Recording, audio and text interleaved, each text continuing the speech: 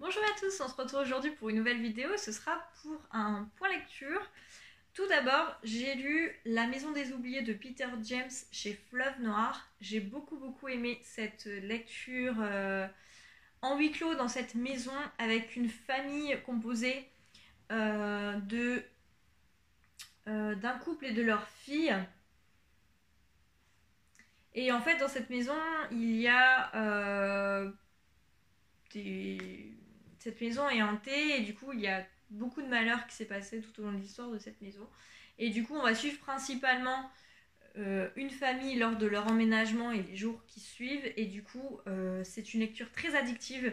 Une fois que vous êtes plongé dedans, en fait, vous voyez tout ce qui se passe dans cette maison et vous avez peur pour cette famille, pour ces personnages et vous voulez savoir ce qui leur arrive. Et j'ai beaucoup aimé l'ambiance, j'ai bien aimé les personnages. C'était mon premier Peter James et du coup, ça m'a donné envie de découvrir d'autres romans de cet auteur, notamment sa saga avec son flic récurrent.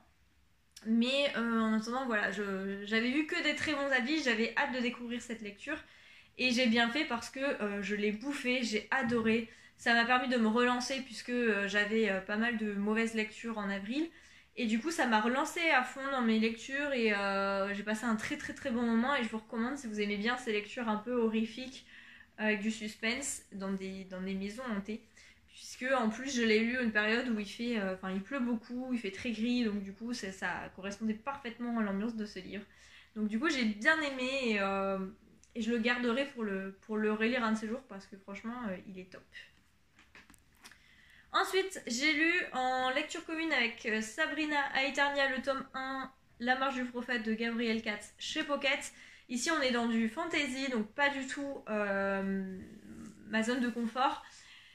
Ici, on va retrouver Les Marek, qui est un gladiateur très connu. C'est un des meilleurs gladiateurs du pays. Et puis, après des années de combat, il décide de prendre sa retraite sur une victoire et s'occuper de ses deux fils qu'il n'a quasiment jamais connus. Et de partir dans une cité, donc à Kiriana, qui est la cité du savoir et de la culture, pour leur offrir l'éducation à laquelle il n'a pas eu le droit. Et lors de son arrivée, il va croiser la route d'un culte itinérant et de son prophète. Et du coup, il va y avoir en fait deux cultures, deux religions qui vont s'opposer. Et du coup, Lesmarek va être plongé au cœur de cette lutte et de cette guerre entre les religions. Et du coup, on va le suivre.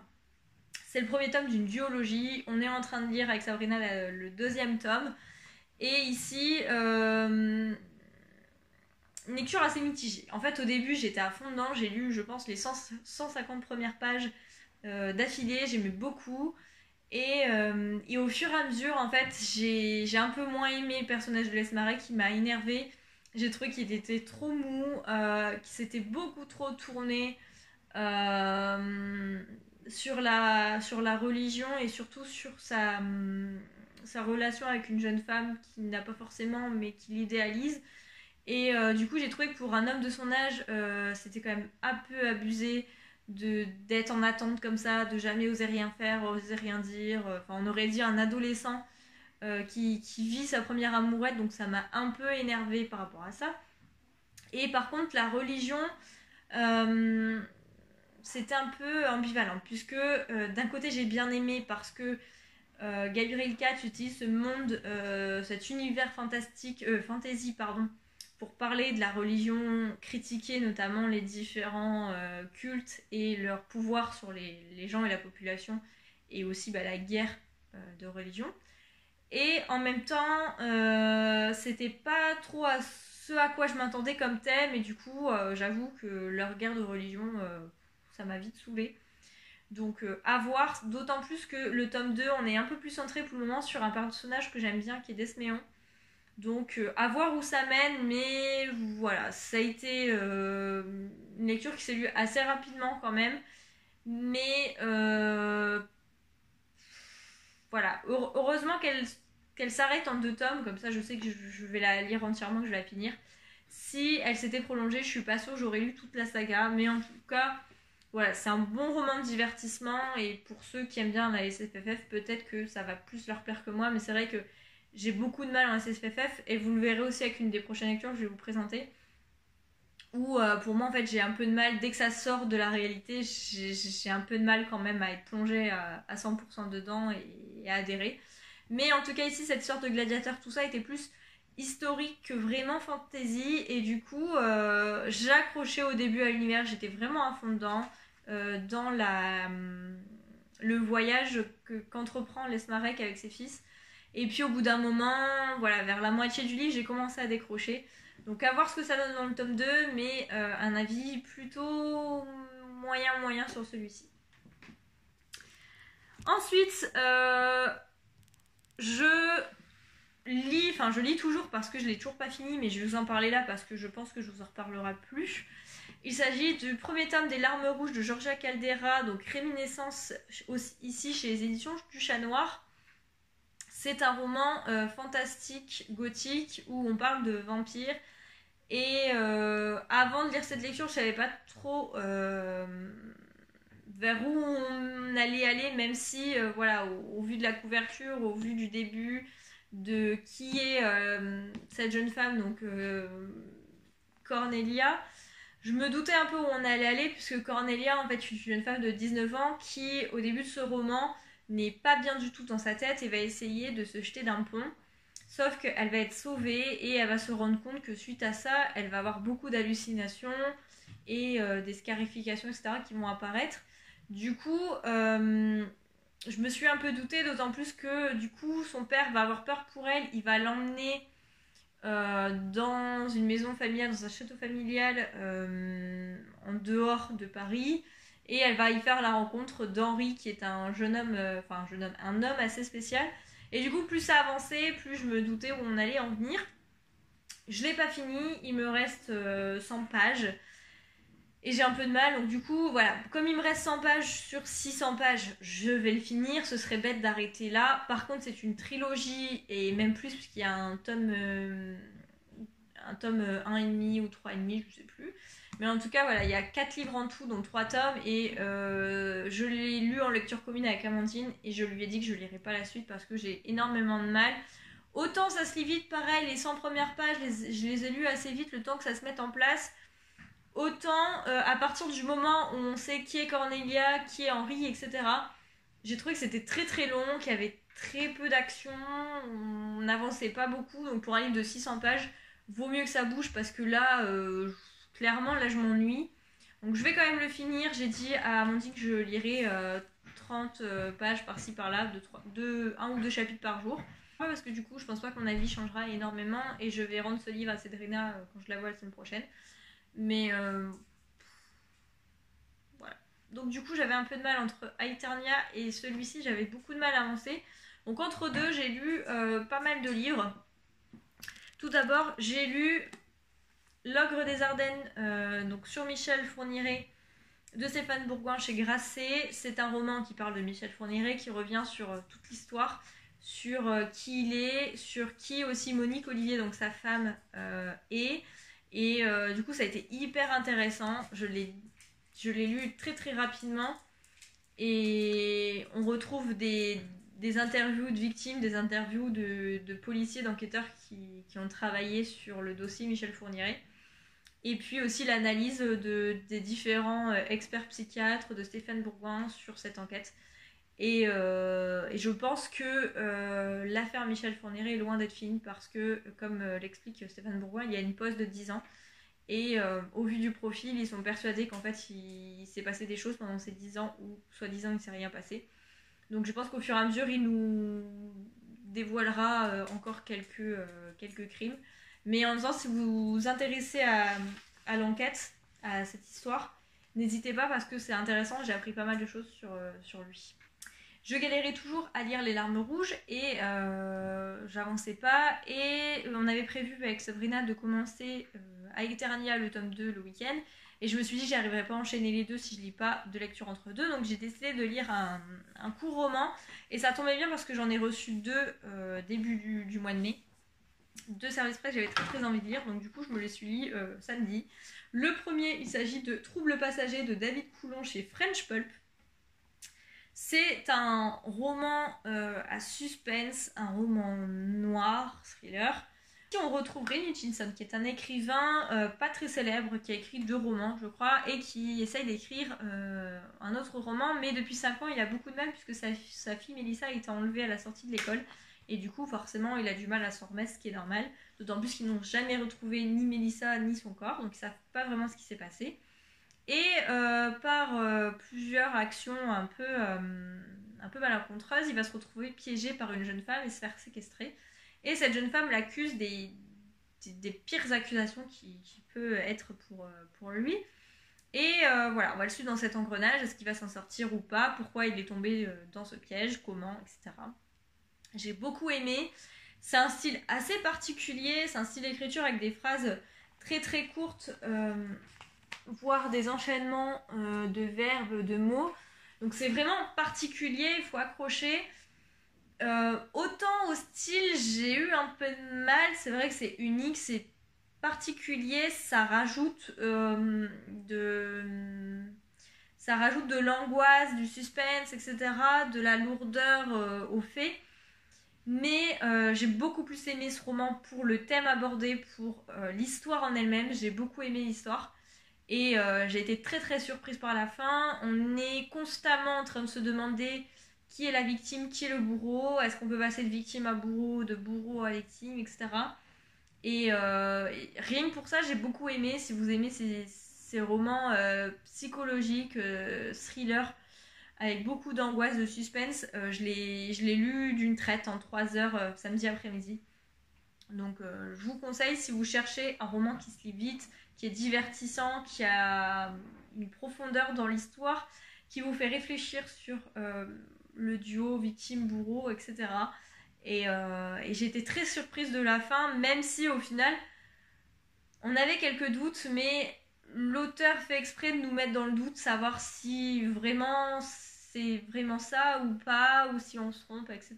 Et je lirai d'autres livres de l'auteur parce que je sais que notamment Charlène a beaucoup aimé Le Dernier Homme, donc le précédent livre de l'auteur. Donc je vais voir, soit je lis celui-là, soit je lirai un autre, mais en tout cas, je vous conseille Trouble passager de David Coulon chez French Pulp parce que j'ai beaucoup beaucoup aimé ma lecture. Et ensuite, j'étais remotivée et j'ai décidé de lire un roman qui me tentait énormément, que j'ai reçu aussi début mai. Il s'agit des 7 premiers jours d'Agathe Colombier-Hochberg chez Belfond dans la collection Les Pointillés. Vous savez que j'aime beaucoup beaucoup cette collection. Et ici, on n'y manque pas parce que j'ai beaucoup aimé ce roman.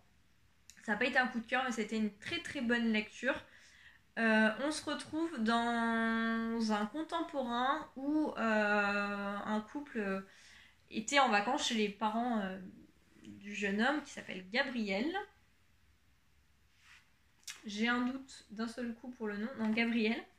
Et en fait, donc elle monte dans la voiture, dans le wagon, et en se retournant, elle voit que son ami n'est plus là. Donc elle attend, elle se dit peut-être qu'il a laissé passer des voyageurs, etc. Et en fait, le train démarre, tout le monde est installé, il n'est pas là, elle fait le tour du wagon, Gabriel n'est pas monté dans le train. Et du coup, elle va rentrer sur Paris, lui ne va jamais rentrer. Et on va suivre les 7 premiers jours de leur rupture. Donc le premier jour, forcément, c'est ce jour-là, avec lui qui n'est pas monté dans le train, pourquoi, comment, etc. Elle qui arrive à Paris et qui se rend compte qu'en fait son copain ne l'a pas suivi.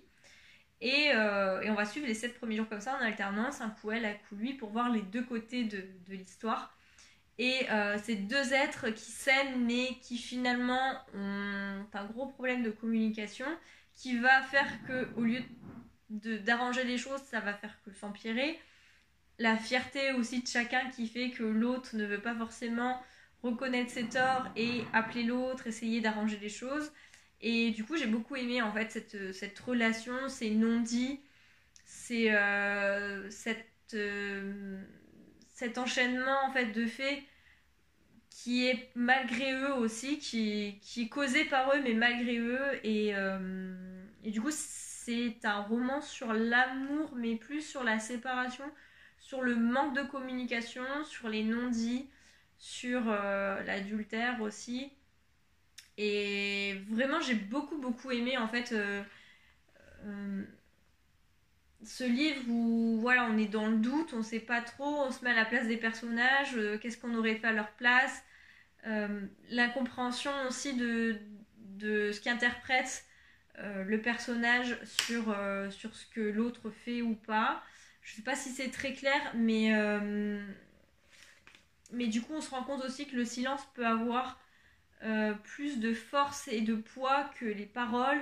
Et ici, il y a énormément de silence entre nos deux personnages qui fait que ça rajoute énormément de poids et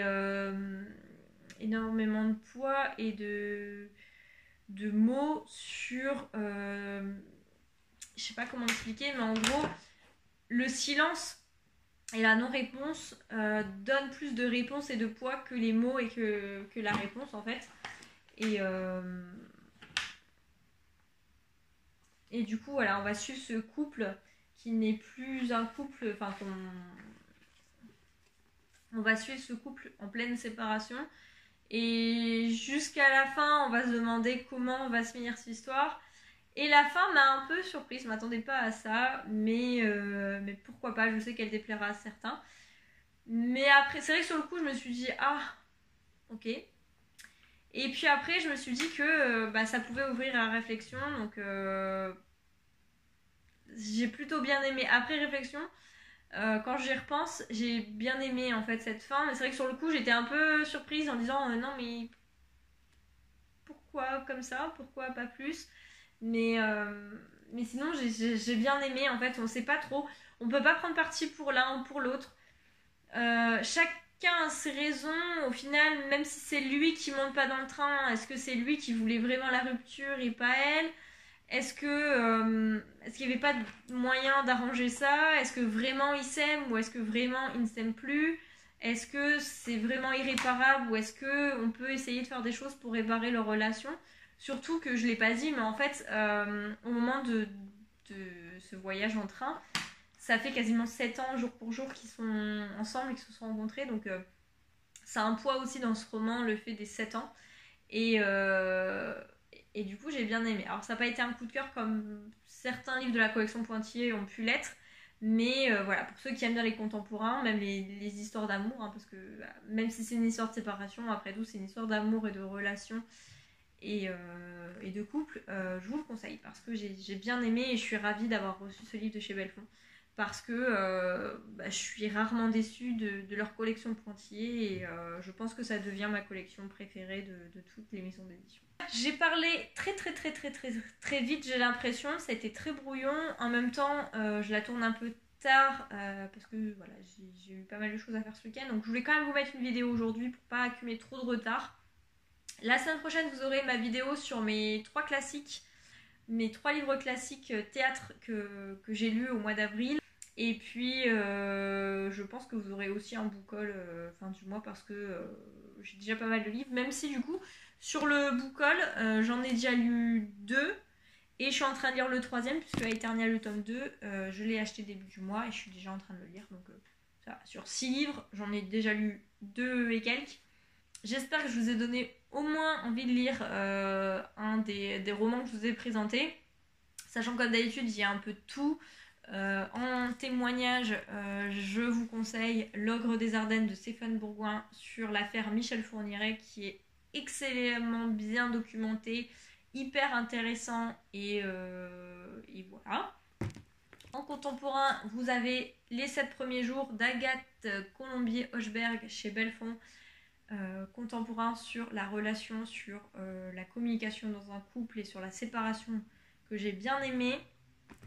En thriller angoisse, du coup je sais pas lequel choisir. Donc je vous mets les deux que j'ai beaucoup aimé. Trouble passager et La Maison des Oubliés. Ici Maison hantée, ici plutôt thriller angoisse avec enlèvement d'enfants, pédophilie, etc.